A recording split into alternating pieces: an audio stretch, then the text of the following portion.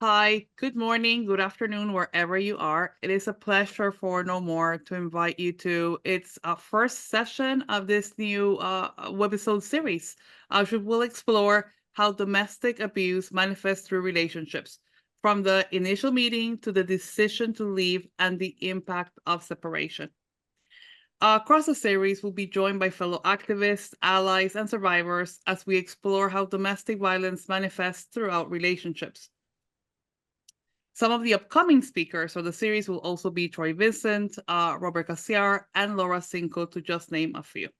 But today, we're joined by Karoline, Alexis, Justin, Jamey, and Lindsay. So let me start by making a little bit of an introduction for each one of them, and then we're going to start, this conversation about the power of storytelling.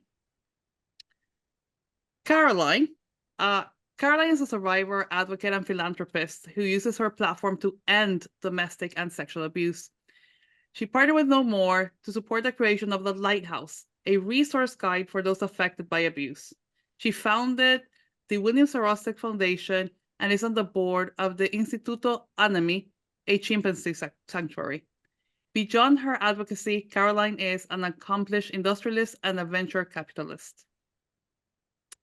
We also have with us Alexis Smith.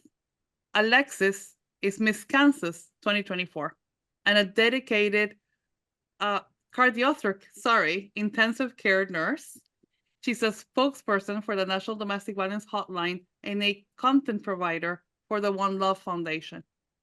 Miss Kansas travels throughout the state working closely with the Kansas Department of Wildlife and Parks, Kansas Department of Transportation, Lead for America, and the Wichita Family Crisis Center.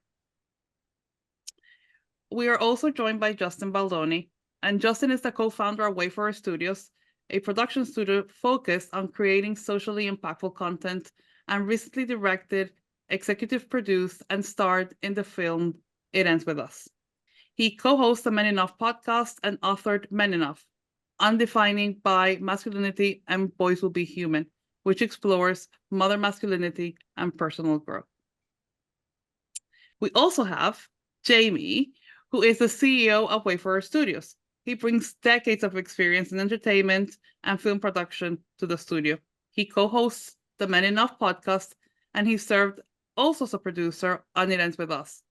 He has also had a successful career as a composer for film and television. And finally, Lindsay Dearlove, who is No More Global Director of Operations.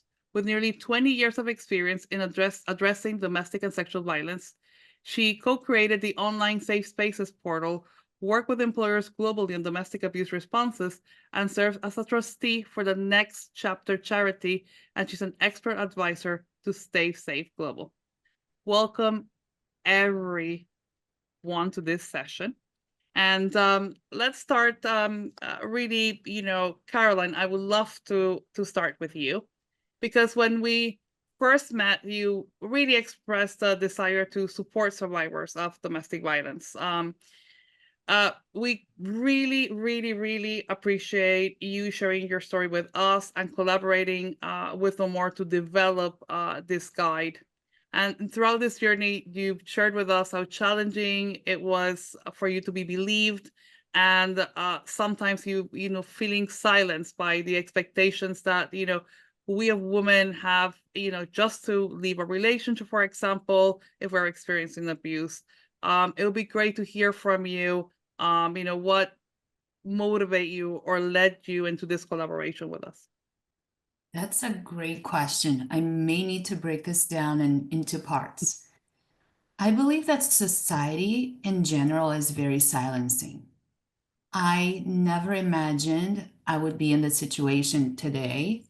I don't come from a violent background. I don't come from an abusive family. And yet, here I am. I was questioned so many times, why don't you just leave? You have the means, you have the resources, you have the opportunity. Why can't you leave? And I would like to say that in my case, and I think most cases, it's a lot safer to stay. And if it happened to me, It can happen to anybody.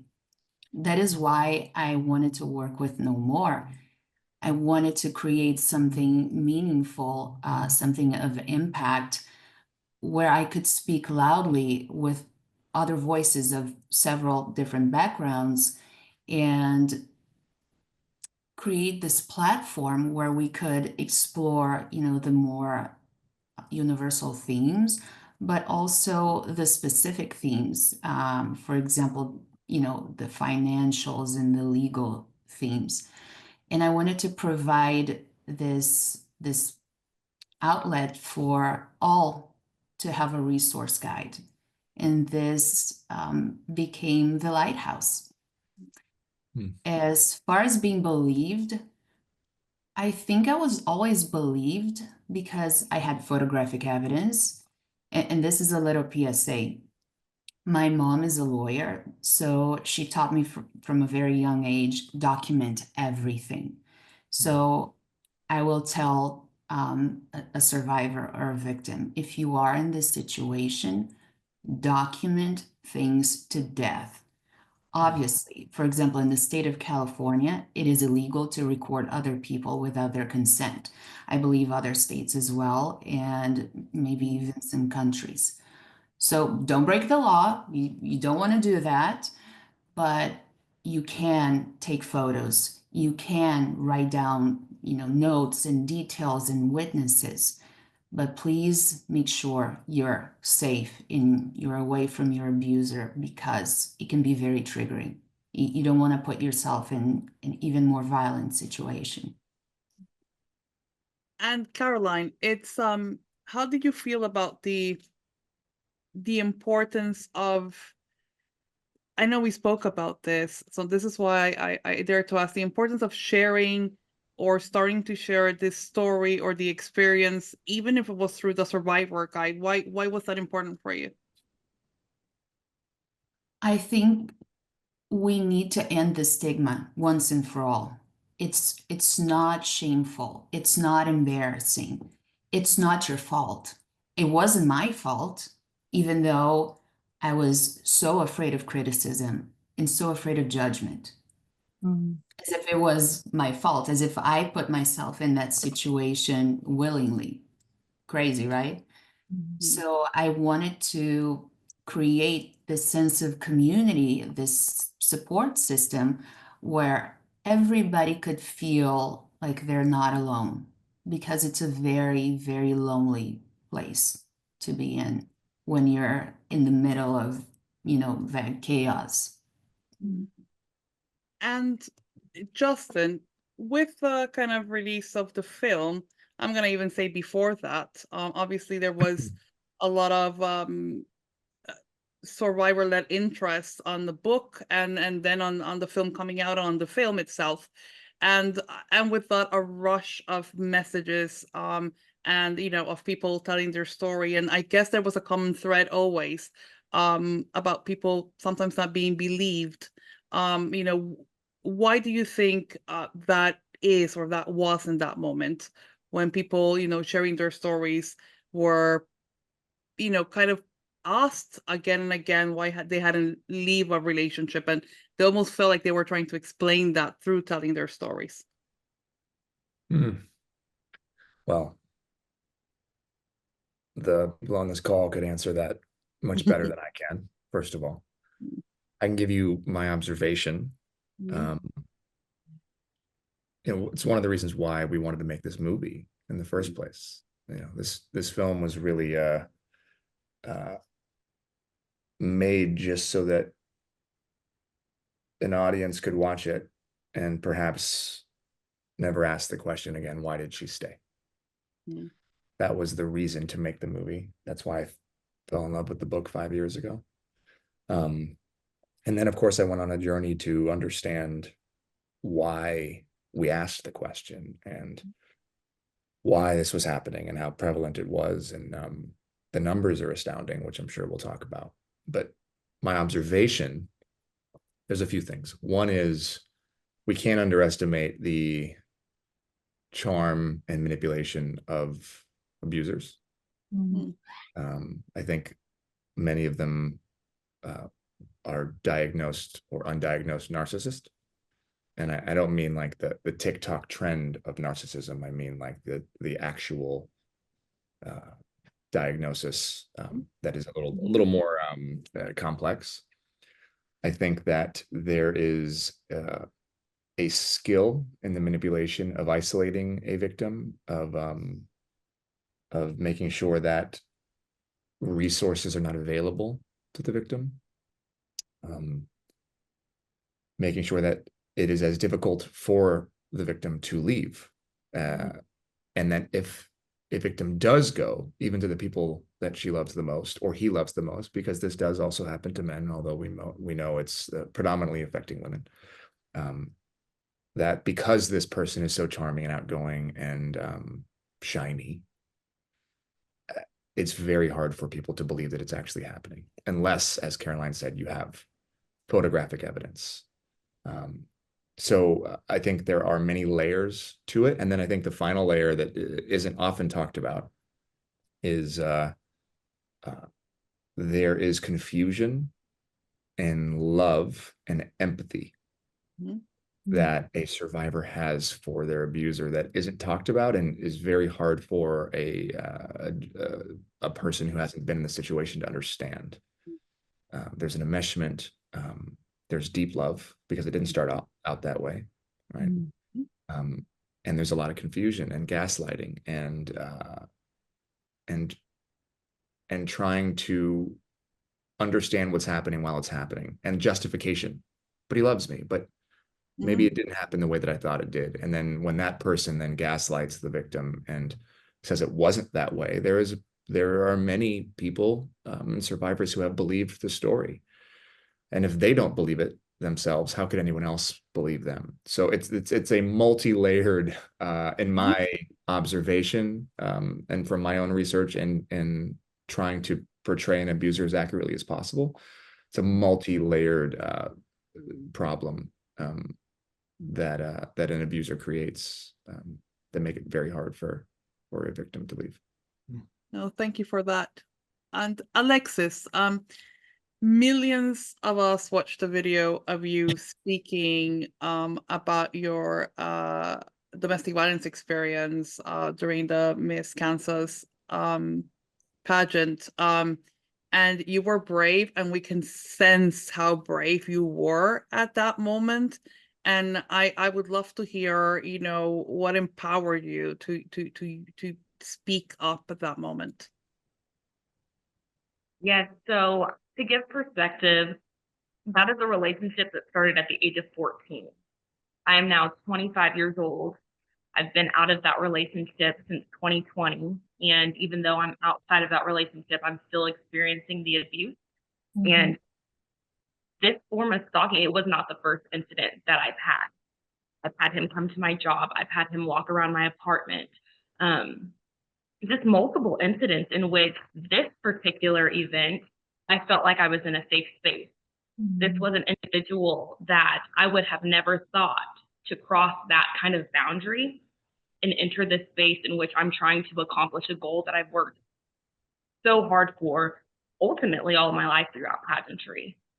And so when it became intermission time and we went out into the audience, I tell people I almost think that he was there every single night because he knew exactly where I was going to be. The exact stairwell that I needed to go down to get to the bottom of the base, he was there. And so I'm in this moment where I'm expecting to be able to get a quick glance at my family, my friends, my current partner. And unfortunately, this is what I'm greeted with. And so ultimately, anytime that I do see him, I go into this moment of fight or flight. And ultimately, it's always flight. And I grabbed a delegate that was nearby. Luckily, she was someone that I'm pretty close with, knew my story pretty well. She went down those stairs with me as he still tried to engage in conversation. And at the bottom of that stairwell was a director that I feel safe with, and my very best friend that also watched me experience this all throughout high school and into early years of college. And so it took some time for me to go backstage and really grasp the sense of my own personal emotions and remembering what my why is, why I want to be Miss Kansas in the first place. And I went back out onto that stage, and people ask why I went the direction with that question, and it's because that's the only individual that's on my mind. Yes, I'm here to try and earn this job, but he has taken this experience away from me, and he is the only one here. And so answering that question, the delivery goes directly to him. You are here, you are taking this opportunity away from me, or at least trying to take this opportunity away from me. But I've worked too hard, especially the years it took to leave that relationship. And this is not going to be another thing that you take away from me. And so I didn't necessarily feel confident or empowering going into answering the question. I think it was truly out of anger and frustration that this was happening at all. It wasn't until I had the love and outpour of support afterwards that I felt empowered, and I continue to feel that sense of empowerment as I meet thousands of individuals that relate to my story. And it truly puts a focus on my why, and recognizing that not only is this a year to serve others, but a year to serve myself in my own personal healing journey. I was about to ask you that, like, what was the kind of, at the moment, like the outpour of, I'm sure you had also people coming to you and sharing their stories. Yes. When my segment aired on Good Morning America, I was actually in Washington, D.C. I had the opportunity to go to Capitol Hill and talk to our different representatives and senators about my community service initiative, Respect for Claims, advocating for healthy relationships. And so I stepped outside my hotel with my crown and my sash, just thinking it's going to be just a normal day. I'm just serving the community. And I tell people it is like seeing statistics in real life. And the 1 in 3 women, it no longer felt like that. It felt like more. The tears, the stories, the overload of stories, the hugs, just the support in general of the thank you for sharing your story. Thank you for being an advocate for individuals like us. And since then, it has transcended to thank you for providing me with that encouragement to start having these conversations in my own personal relationship. Maybe they're not currently in an abusive relationship, but they recognize those unhealthy signs and they want to stop before it becomes abusive. So, just truly utilizing my story to be a form of empowerment to others, to be able to identify what a healthy, unhealthy, and abusive relationship is, not only in intimate relationships, but in all relationships in all facets of life.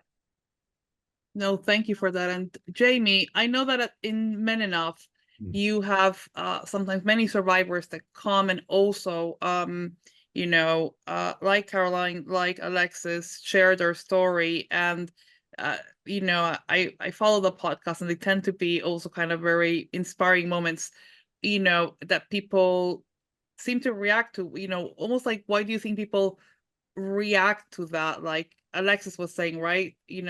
Is it that the numbers are just so big? Is it that it resonates with us? What is your take on that? Well, first, thank you, Karoline and Alexis, for sharing. I imagine that there's always little triggers or little PTSD every time you share your history, and you do that with such bravery, so that others can learn, and that we can end this cycle. I think Man Enough.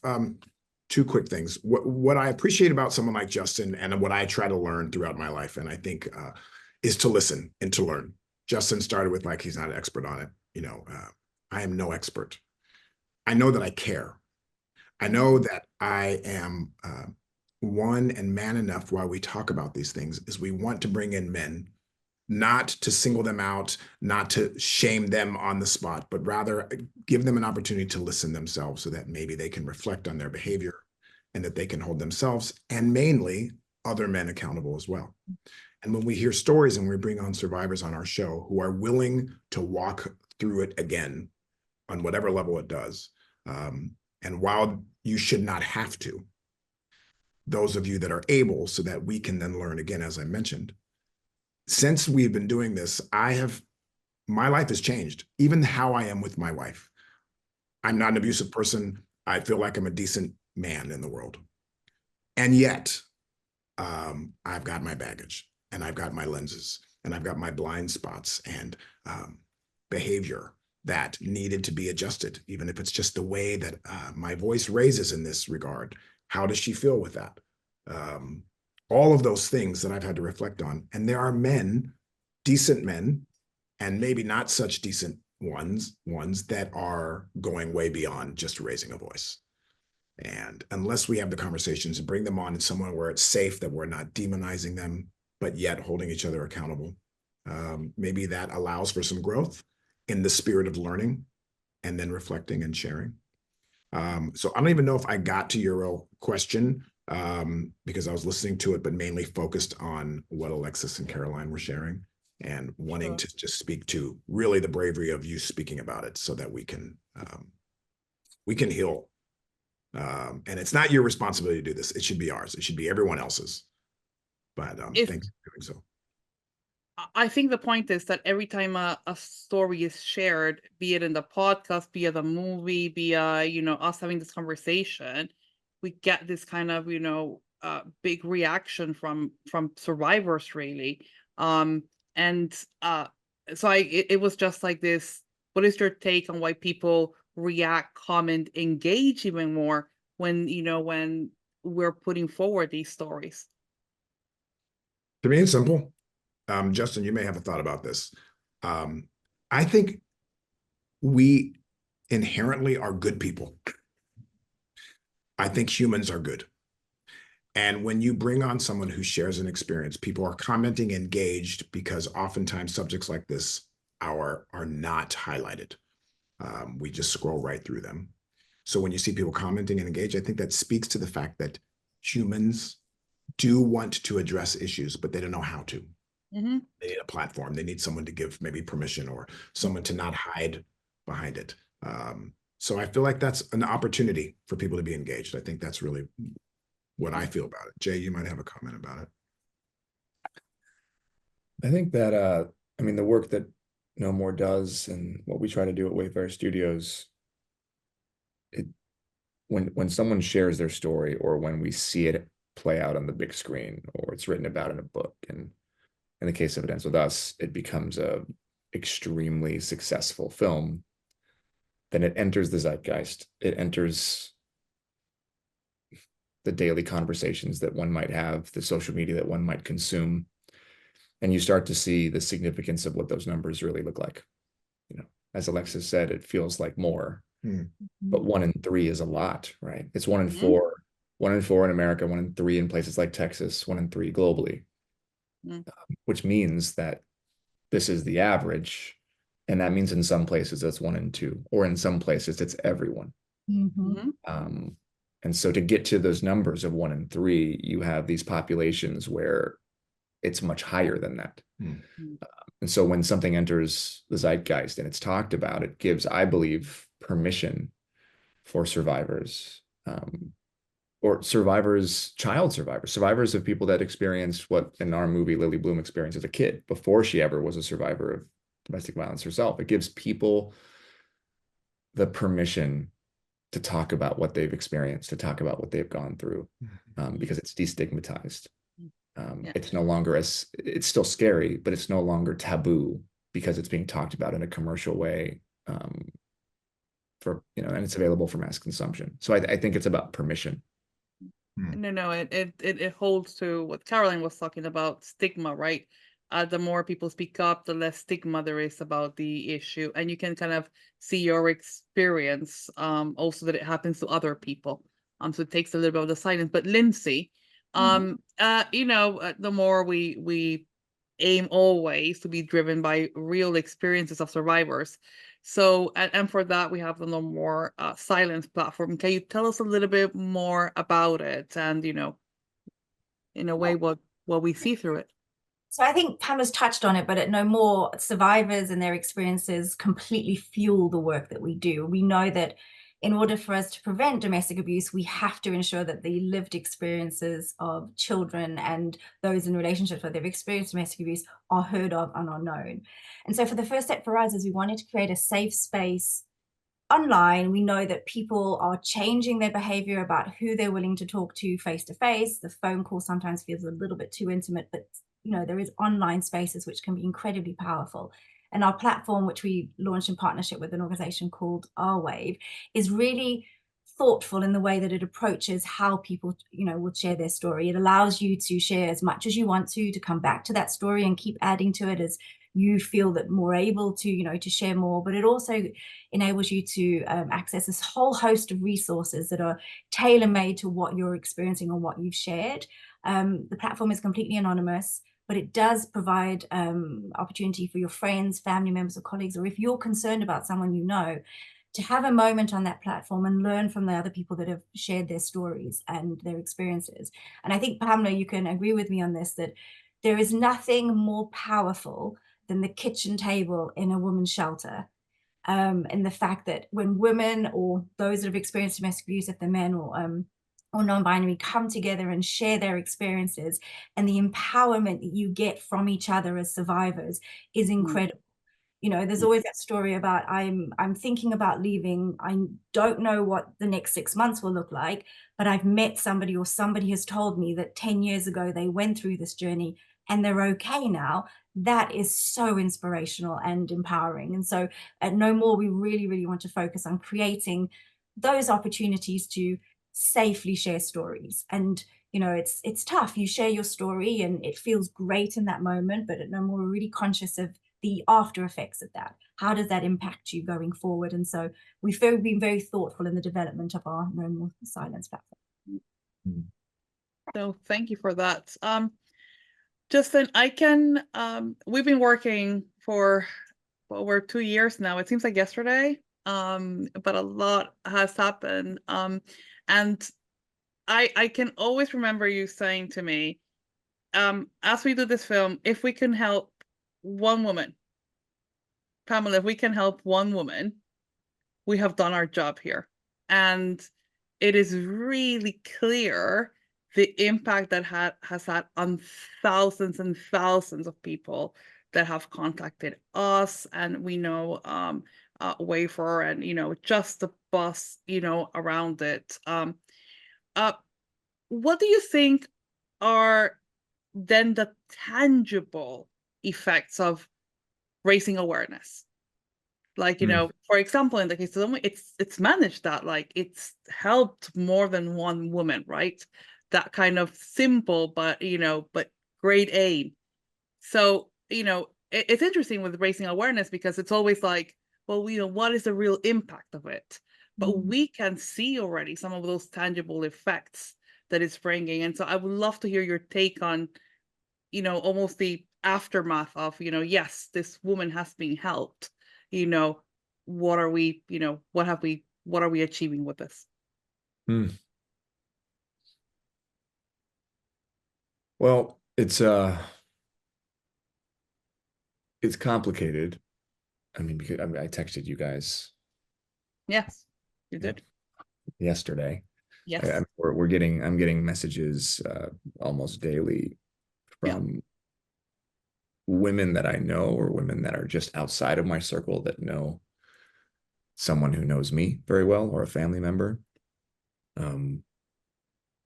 I can't count the amount of women who have said that they've because they've seen the film, they've had the strength to leave or to start the process of leaving. It's complicated because it's just also, it's like, I believe that the point of a nonprofit is to not exist. It's like you wish the movie didn't have to be this successful. It's a very complicated, strange feeling. It's being consumed and it's being watched over and over again. And I can't tell you how many times I've heard that a woman went to see it 3 or 4 times because she was trying to get the strength to leave. And every time she got a little bit stronger. And that is like, that's mind blowing. That's why we make art. That's why we made the movie. That's why we exist here at Wayfair. But I think that we have a long way to go. I think that I think in general, our country could do a better job with resources for survivors. And I think to answer your question, what I'm seeing is that on both sides, men and women, there's an awareness that maybe wasn't there before. There are women that didn't know they were in abusive relationships. I've had women just simply tell me that they've ended relationships not because they were being abused, but because they realized it wasn't healthy, like what Alexis is advocating for.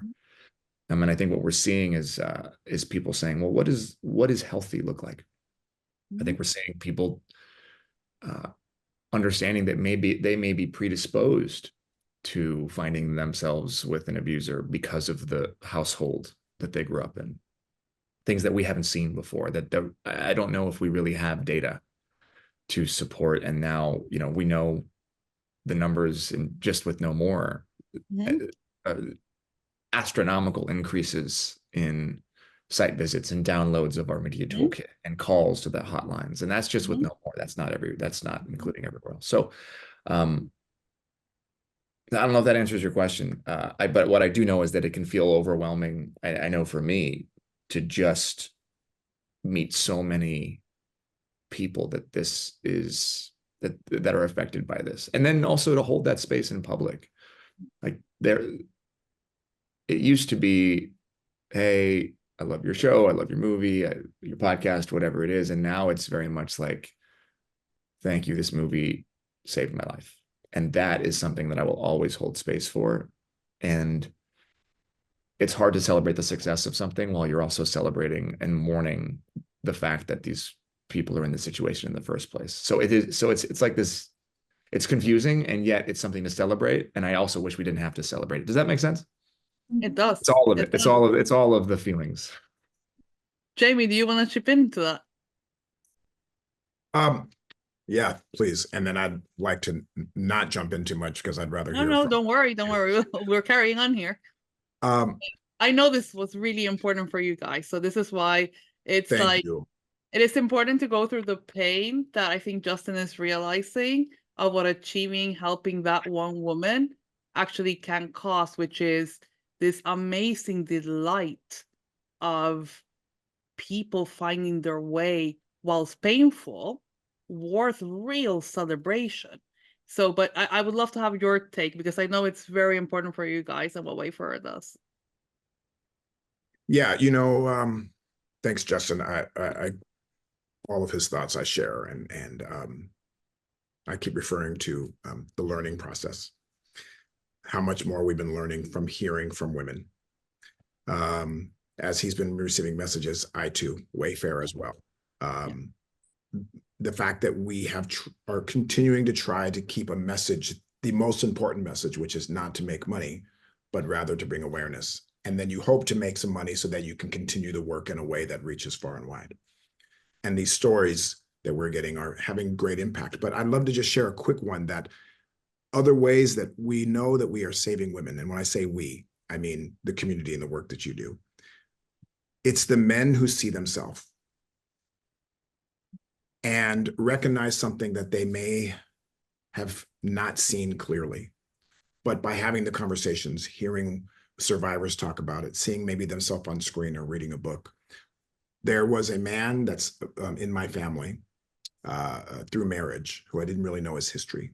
After seeing the movie, came to me crying and bawling, and I had not experienced this one before. He was bawling because he had said, I grew up with my siblings watching my father abuse my mother daily. And it ended with me because of how he treats his wife now. And from that, he then said, not only did I not repeat this cycle, seeing this and having these conversations allows me to go to my friends that I know need to be better so that it ends with them, because I know my friends also experienced watching their father hurt their mother. And I need to remind them and bring them accountable and keep the conversation. So when we get these messages, of course, the whole thing, we have to protect survivors. We have to protect people so that they are not survivors. And while I don't want to blame and say it's a complete man thing, it is. In my estimation, anyone who has who's protected as a society, which is men, anyone who has power in a society, which are men, and is raised that we oftentimes are, need to be aware of these conversations and hear women. So with Wayfair, hearing these stories, what this has done, Justin, of course, has been in the middle of it, being that he's on the screen for the movie that we made, which is just one small piece of the work being done throughout the world. So of course, he's inundated with so much, and he remembers to humble himself, reminds me to humble myself, and to walk through this and listen and receive these stories with open arms, and then have some action afterwards, which is why, of course, we are partnering with you at No More, all of you there, so that we can be held accountable, remember the right path, follow your lead, get out of the way, and raise our voices. So all of these stories continue to help our growth. And Karoline and Alexis, I'll start with Karoline. Sharing your story, for some maybe publicly for the first time, for others, you know, even just for their close, you know, network, or, you know, in a national stage, for example, it's difficult, and, you know, you kind of go through that path, and then, you know, there might be some emotions that come with that, and some of those emotions are really good, so there's the kind of the bits that you kind of celebrate, and then there's those nuances. In the same way that Jamey and Justin were discussing about the film, there's some nuances that are slightly bittersweet, and I would like to kind of take from you first, Karoline, like, what is the, you know, what has that experience talking to others, and, you know, some people that you knew, some people that you didn't know, like us, for example, has that meant for you? It means everything. I think the biggest impact of speaking out has been on myself. And by the way, I want to give a huge shout out to No More. Toby, Lindsay, Alex, Pamela, you have been so wonderful since the beginning, holding my hand. Do you remember when we started working on The Lighthouse? I was very, very reluctant to put myself out there. I was a little shy and so afraid of criticism and judgment. And through this journey, I have found my healing. And I also have found this huge shift. Nowadays, I'm just feeling so empowered and so grateful to be able to share my story. Now I am excited to create this sense of community and support. It's a marvelous thing. I'm ready. Let's go.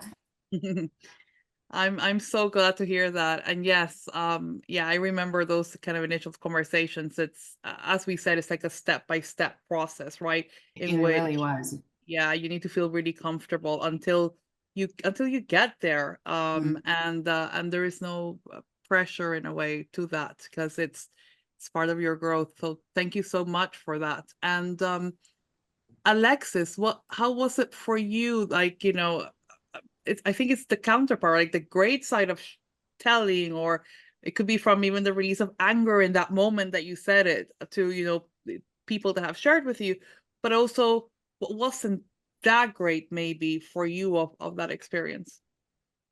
Yeah, I mean, going back to that experience, it was an powerful moment.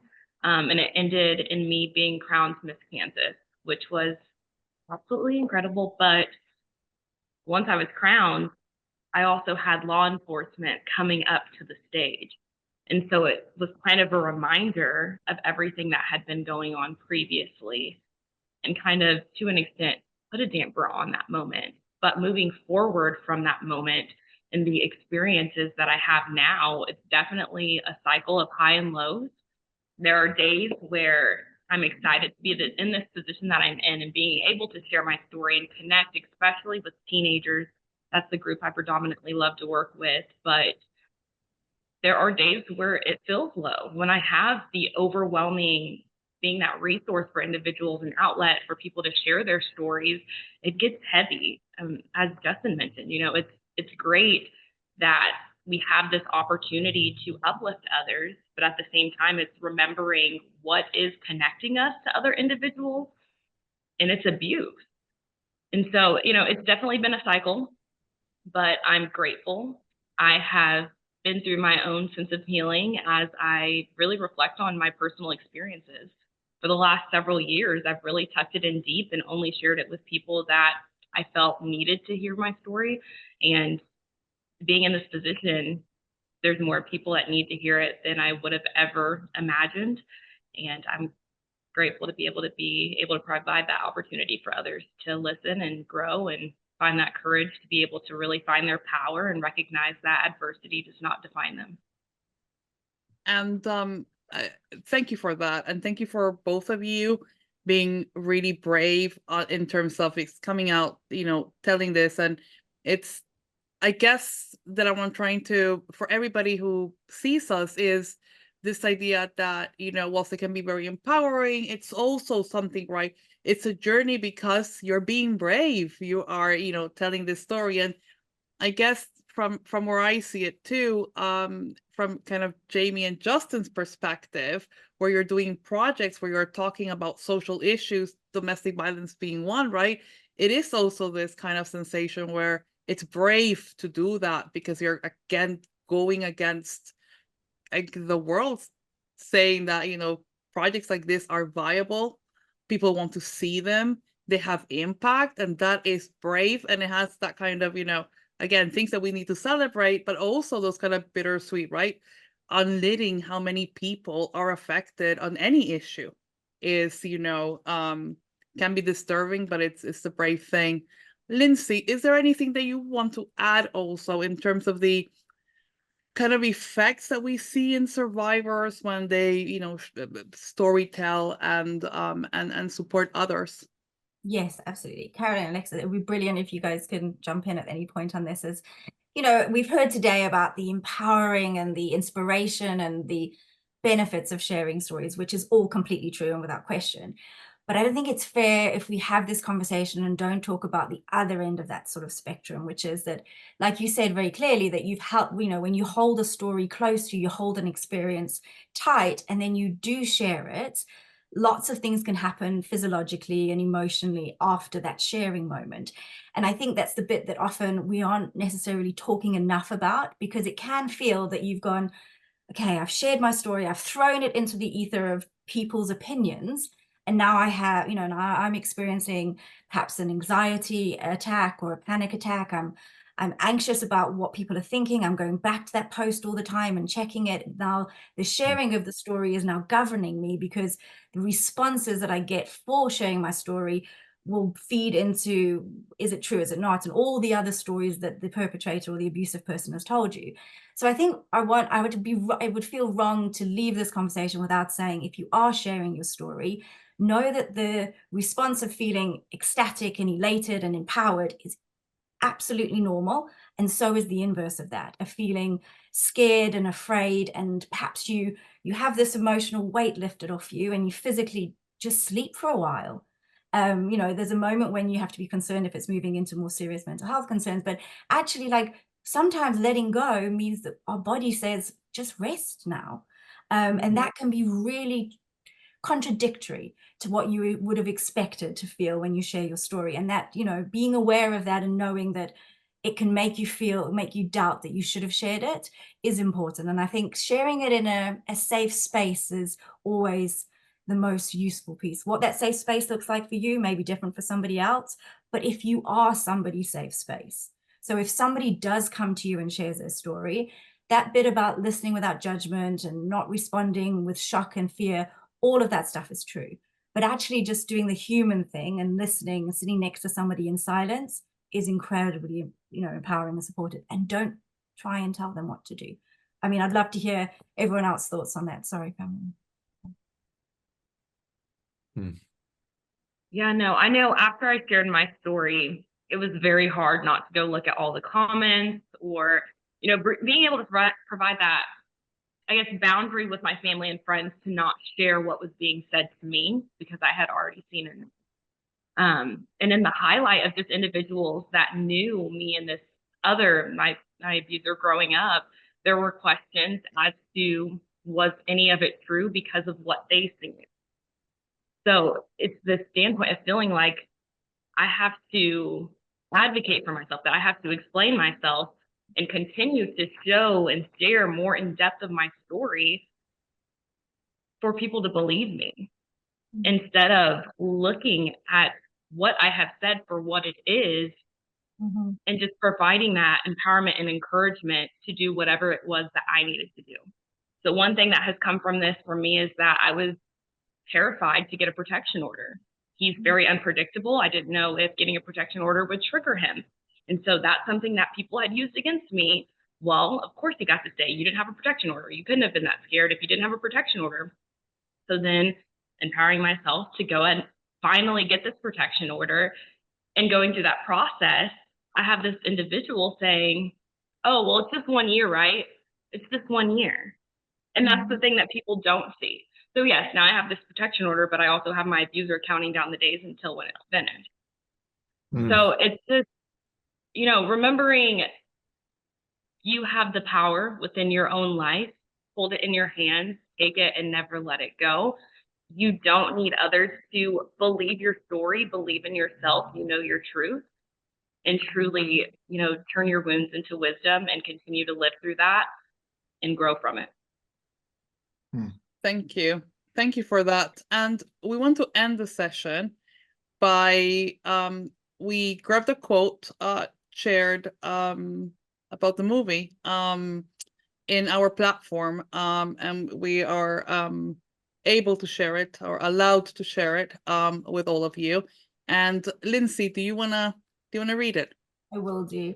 I will just add what sort of Justin and Jamey had said of the outpouring of sort of women sharing their experiences. But what I saw quite a lot on the platform was many mums talking to their children about what they had experienced, and how many of them were able to have that really difficult conversation about why their parents had divorced. So this one really resonates and it's really powerful. I'm going to read it, so mind that. I saw it ends with us, with my mum.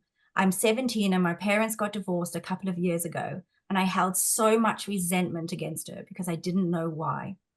I didn't understand why my life was changing and why she insisted on a divorce. When Lily said it ends with us, my mom looked at me and we started bawling in the theater.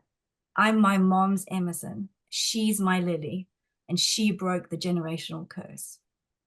And to me, that's just the fact that they were able to have that conversation is incredible. Thank you so much for them for sharing it. And Jamey and Justin, like, any thought when you hear stories like that? What's the kind of the first feeling that comes up? Yeah, hard. That's why we made the movie, and I'm so sorry that it has to happen. It's just hard. It's hard to hear, and I'm also grateful. Be super grateful. The relief that you have given, you Wayfarer, and this project to thousands and thousands of people is just outstanding and out of order, a generational moment. So we're really proud of having worked with that, with you guys. And Karoline, quick thing. sorry, go ahead. Sorry, no, let's No, move to Karoline, Jamey, go, and then we'll finish with Karoline. I just want to say, when I hear that, the idea that we are, that you know more, and other organizations that are in support of women having a place to heal and to share their life so that they cannot walk through the world with it as much as they would have otherwise, is one arm to this. It is so important that we heal. And yet healing does not stop it from happening tomorrow. So my focus as a man, as Wayfarer, is what we do, is we need to hear these stories. And it's so wonderful that the healing is happening. I've experienced in my own life of just growing up as a Black man, and my own history, and needing to heal and express it. But it doesn't stop from someone putting their foot on my neck tomorrow. So we have to be involved in preparing society, humans, our communities, for prevention, so that we're educating. And of course, I know that there are stories of women hurting men. I don't know how small that number is. Maybe it's a lot. I don't want to take away from what men experience, but historically, we know throughout society, men were never property of men, of women. Women were property of men in our country and throughout the world. So we know this is systemic in that way. So I keep focusing on the men, how we have to hold each other accountable so that less stories need to be shared, less comments then can hurt the brave for sharing their stories. And we know this is really what we have to be focused on, or at least Justin and I believe, in the work that we do. It's holding space, but also doing the work. No, that's great. It's such a big problem that anybody kind of seeing us at the moment, whatever you do, whatever way you activate helps, right? It could be through your work or through choosing, one area in which you can contribute. For example, you have identified masculinities and the work that Wayfarer does. So there's always a way that people can find to try to, make the situation and raising, the bells, even bigger. So Karoline, when you hear stories like this, what do you think? Well, first, I wanted to say to Alexis, I'm so proud of you. I cannot even imagine what you went through, and I relate to you on the protective order. My abuser was still contacting me, harassing me, and threatening me via burner phone. So a protective order, whether it's 1 year or 1,000 years, it doesn't stop them. And Jamey and Justin, I have such a love-hate relationship with the movie. I loved it in the sense that Justin was able to translate so perfectly that aura of menace that my abuser was, always had in him. And I hated Ryle. I hated him. And so when I watched the movie, I went through all of the emotions that I went through when I was in my abusive relationship. And that was very hard, but it was such a great movie. It was so informative. Well, thanks to the team at No More that you felt those things, because they worked with us from the very beginning to make sure it was as accurate as possible. But thank you for sharing that. I'm sorry it was hard. And Alexis, to finish, again, when people share stories with you, when you're in conversations like this, what are your thoughts about other survivors' experiences? I have to be very aware of what I've experienced and try not to belittle my experience. I think it's very easy for us to get in these conversations and really analyze what someone has been through and compare it to one another. And there's been times where I've questioned whether my abuse was as serious as it was whenever I hear the stories that other women, men, and others have endured. But it's important as you're watching this movie, which was also very hard for me to watch. I postponed watching it actually as long as I possibly could because of the reviews and the feelings and emotions that others were experiencing.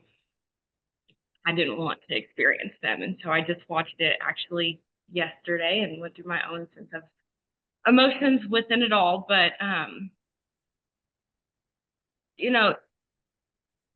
your experience is not littled by someone else's. Everyone will say, ultimately they think about physical abuse whenever they talk about abuse, but that's something that we can see. What we can't always see is that psychological and emotional abuse. And you are still validated in those experiences without having a mark left on you, because those marks are also, can be internal. And so as I talk to other individuals and hear these stories, just truly remain validated in what you've experienced. Hold your story true to you. And again, learn to grow and implement those healthy characteristics as much as you possibly can in all facets. Thank you all very, very much for this conversation. I know it's been, emotional at moments. We invite everybody to join the movement in whatever way you can. That could be personal, it could be by instructing yourself a little bit.